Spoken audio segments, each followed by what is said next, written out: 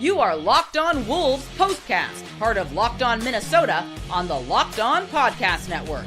Your team every day. T-Wolves fade late in this one against the Nuggets. Too many missed opportunities, 123-112. That's your final. Wolves moved to 8-5 now on the year. What's going on? Back in the lab, back at it. Another T-Wolves POSTCAST, all part of the Locked On Podcast Network, which, by the way, thanks to you guys, now the #1 podcast network around. That's Jack Borman, Wolves expert, NBA expert. Give him a follow on X at Jared Borman13. Luke Inman at Luke_Spinman. And, of course, follow our guy, Ben Beacon, host of the Locked On Timberwolves show. And remember to like and subscribe. Find all the video, by the way, on the Locked On Wolves YouTube channel and, of course, all the audio wherever you find your podcast. Lots to get into here, Jack. Naz Reid's breakout game. And then I want to ask you a little bit about the blended lineups. Feels like they've been struggling with that up to this point this year. But just off the top, like we always do, you always got to buckle in for this matchup, man. One of the best rivalries in the game right now. Nobody's beat the Nuggets more in the past 5 years than the Wolves. But regardless of that, it's just always a grind, back and forth battle, it feels like. Tonight was no different. Back and forth for pretty much 40 minutes, I'll say, straight until that final stretch. 23 lead changes, I believe, was the final tally. But a lot of missed opportunities tonight that they're going to want back, especially around the rim, it felt like. I want to ask you about that. But Nuggets build that 10-point lead, midway through the fourth quarter, managed to hold on. Lots of stuff to go over. But I just want your big picture, kind of 60-second knee-jerk reaction to kick things off. Yeah, I mean, this Wolves team played on the second night of a back-to-back. Denver hasn't played since Wednesday, in which Jokic went for 55 points, 25 in the first quarter of that game. And it certainly looked like that early. I mean, Denver wanted to get out and run, but you thought that would kind of be, evened out a little bit by, Denver was without Christian Brown, who's going to miss 6 weeks with an ankle sprain, and Cam Johnson, their big offseason acquisition, who's out with a bicep injury. And so you thought that would kind of net things out. But again, I think, one of the Wolves' big issues has just been these blended lineups this season, right? I think for Minnesota, if they have either 4 or 5 starters on the floor, they're elite. They're second in net rating in both of those situations at plus 24 with 4 starters on the floor and plus 23 with all 5 starters on the floor. But they dropped to 26th with 3 starters on the floor, 16th with 2 starters on the floor, and 25th with only 1 starter on the floor, which you get some of those lineups too. And Denver, conversely, they're the best team in the league with 2 starters on the floor. They're the best team in the league with 3 starters on the floor. They're the best team in the league with 4 starters on the floor. So those blended lineups just really struggled against Denver, who, their blended lineups tonight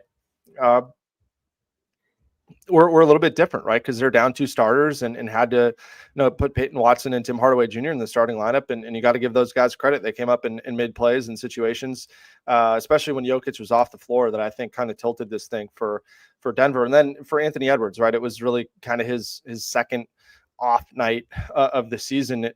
Again, obviously the other one being his first game back from injury against the Knicks. But I think for Ant, it was just his inability and Dante's inability to be able to get going from 3 in a situation where this Nuggets team played a decent amount of zone tonight. And you would have liked to see those two be able to at least shoot it over the top of it and shoot them out of the zone a little bit to kind of soften the perimeter defense, allow them to get some more favorable matchups against man defense. But that just didn't necessarily happen tonight. And the Wolves just didn't have enough to overcome Nuggets team that got really strong contributions from their big 3 and then from Tim Hardaway Jr. as well. Time to reveal where the game was won or lost. It's the turning point.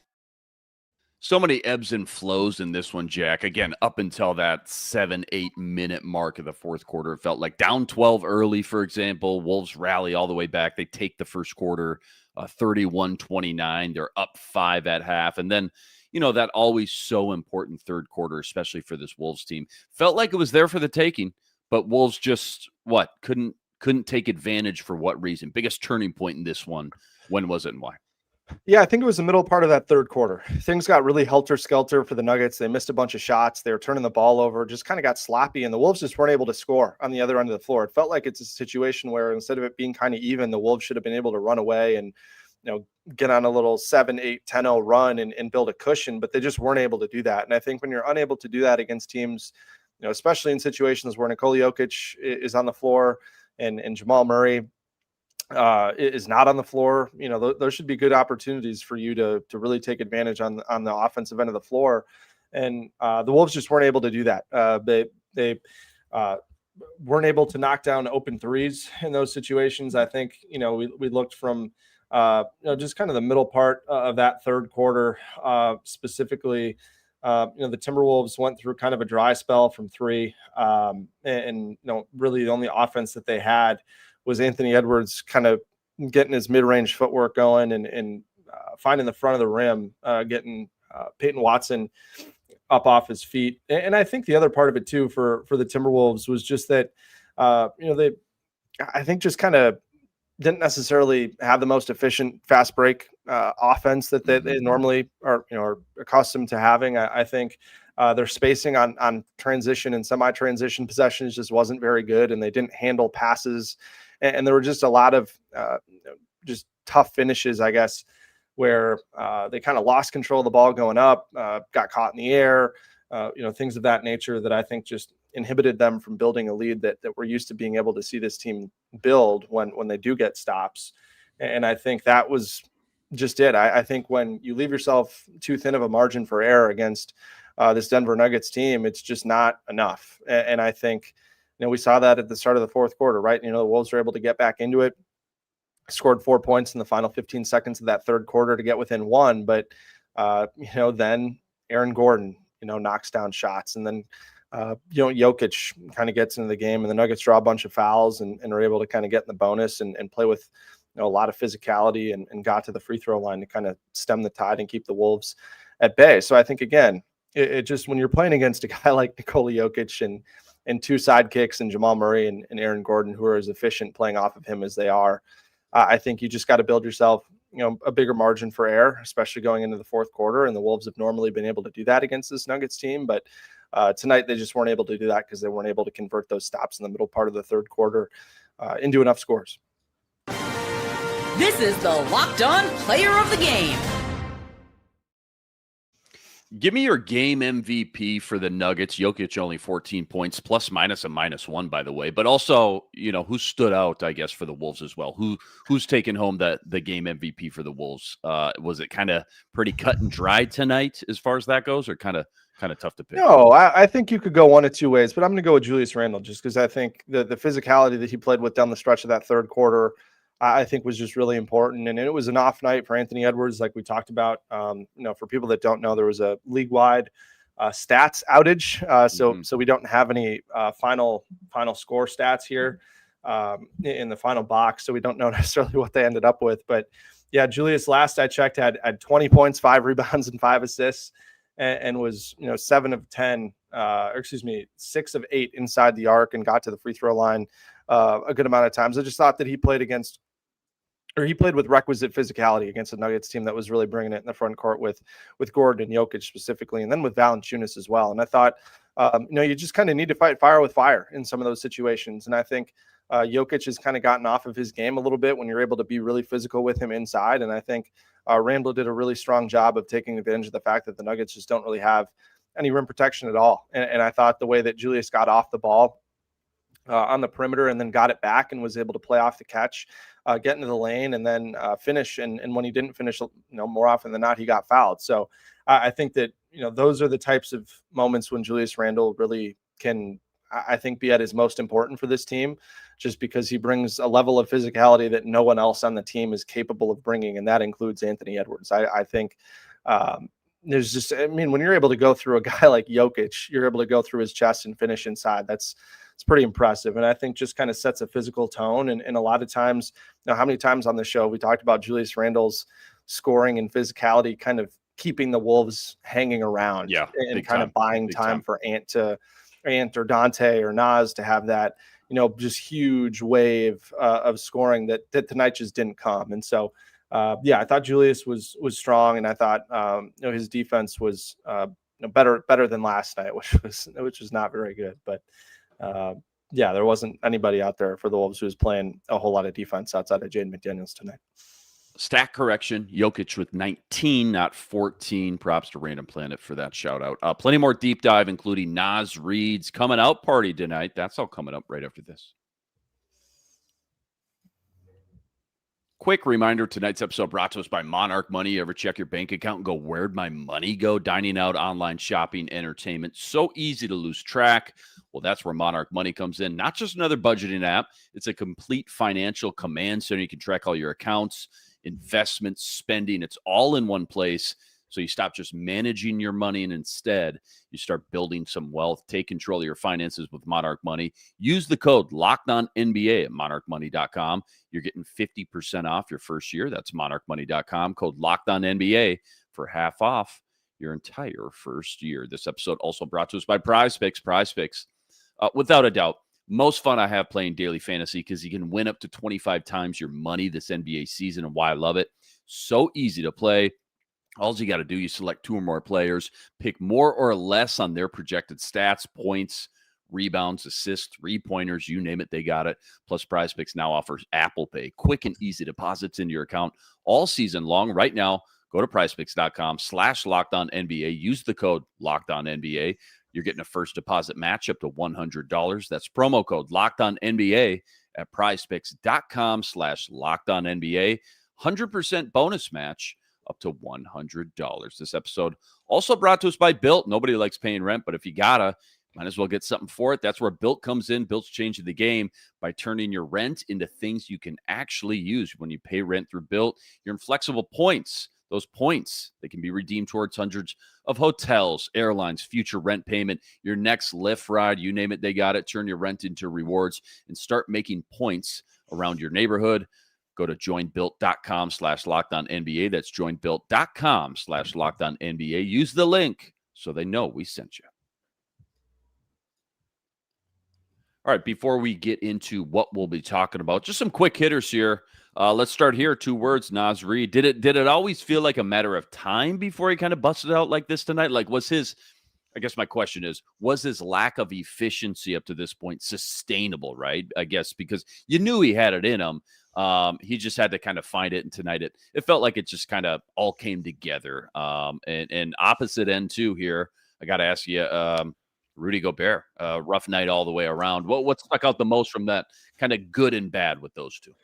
Yeah, I mean, I think it's really important for Nas Reed. I think you could kind of look at these last 2, the last 26 hours as a turning point for Nas Reed. I think, last night only had 12 points, but impacted the game all over the place. He had 12 rebounds, 4 assists, 4 stocks last night, and then tonight in the first half had 17 points, made four corner threes, which is really important. And I think that element of the Wolves offense has really been missing, especially lately. I mean, on the season, the Wolves just 36% from the corners. That's 16th in the NBA. League average is about 37.5%. But above the break, they've been shooting 40%, which is best in the league, whereas the league average is only 35%. So the Wolves are kind of flipped there. And the last 2 games, the Wolves are 3 of 19 from the corners. But Nas was 4 of 4 by himself in the first half. So I think that element is really important, especially when Rudy's out there. I think you just open up more skip pass opportunities in the kind of the spread pick and roll that they like to run now with Ant and Rudy in there. And I just think that Nas being able to space the corners is also really important when Julius has the ball in the middle of the floor. And so I think that just opens a lot more up for this offense, which has been really good. I mean, it's been the 4th best offense in the NBA so far this season by offensive rating. And so I think for Nas, I think just his ability to, kind of make up for the fact that, Rudy didn't have a great night and Dante didn't have a great night. So I think, just being able to kind of have that interchangeable guy where maybe on a night where Rudy doesn't have it, you can also feel free to, extend the run that Nas has, which they did in the first half, right? Rudy had a really tough first half. I think he had 3 fouls, 3 turnovers, and 3 rebounds in that first half. Only played 10 minutes, was in foul trouble, obviously. But for Finchie to be able to just let Nas run when he's on a heater like that, I think is really important and something that I think just kind of opens things up a little bit more for the Wolves, starting 5, and doesn't, I guess, quite put as much pressure on a starting lineup that has scored the most points in the NBA over their last 5 games. So I think, Nas coming out, I think, again, Chris Finch said it last night after the game, which I thought was really, really kind of a prescient point. He said that the bench has been focused too much on production and not enough on energy. And I think, Nas Reed has just been doing a much better job of bringing better energy these last two games. And I think, that's just going to be really important again, because this Timberwolves bench, the last couple of seasons has been, just really a positive force for this Timberwolves team. And I think it's, been kind of an Achilles heel a little bit so far this season. So I think, the more that Nas can be able to play and on nights when Rudy does, just really not have it. And he didn't have it defensively either. Right. And just seemed to be, in kind of a bitter mood, a sour mood out there on the court. And that was pretty evident. And so I think Nas just gives you a lot more optionality and, might honestly, if he's going to sit in the corner and shoot threes and bomb away, he can play the three too. And the Wolves can be big defensively. So I just think that it just opens things up for the Wolves. And I think takes pressure off of not only other guys on the bench, but the starting five as well. This is what you'll be talking about. Trying to buy you a second or two. Quick tea for Jack, who's calling an audible over there with the camera. Here's what we'll be talking about, or you tell me. Could this be then, I guess, the kind of the turning point for Nas Reed here, Jack? Like, because if it is, I mean, you just laid out a beautiful kind of blueprint here. How much, right? How big of a catalyst he is for the Wolves off the bench when things are clicking for him. So all of a sudden the Wolves get that much needed kind of boost in the arm, I guess, off the bench that, like you said, they've been sorely missing. Yeah, no question about it. And then I think too, it's also, the second night where Tim Hardaway Jr. has gotten off. So I think that's kind of something that you're going to be talking about is, it's those types of players have been, thoroughly outplaying guys like Mike Conley. And unfortunately, it's the second time that Tim Hardaway Jr. has outplayed Dante DiVincenzo, right? Tim Hardaway Jr. has two quarters this season where he scored at least 10 points. Both of them have been third quarters at Target Center.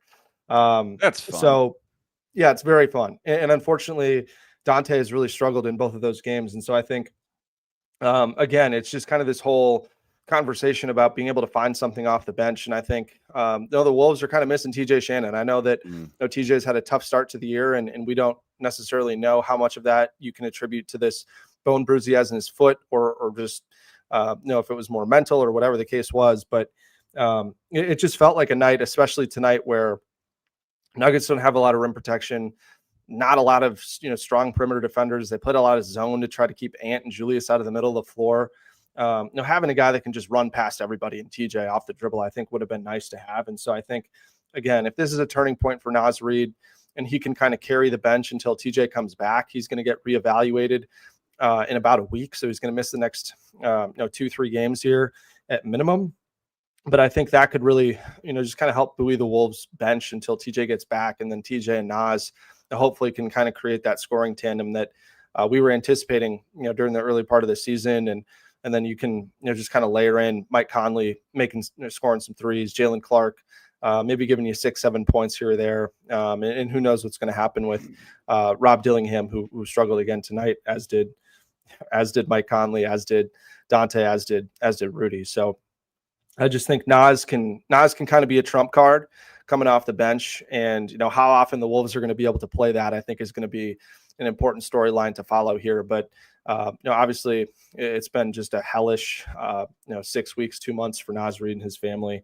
And on a personal note, I was very happy for Nas that no doubt he seems to be kind of getting back in a rhythm, and the crowd is showing him just an immense amount of love. And, I think, not only the Wolves need it, but I think Nas needs it just on a personal level. So good to see him play well. But, again, you'd like to see the Wolves start to kind of stand up and punch hard pretty well against some of the best teams in the league. But they haven't been able to do that so far, for a myriad of reasons. But I think at some point this Timberwolves team is going to have to play really well against one of the better teams in the NBA.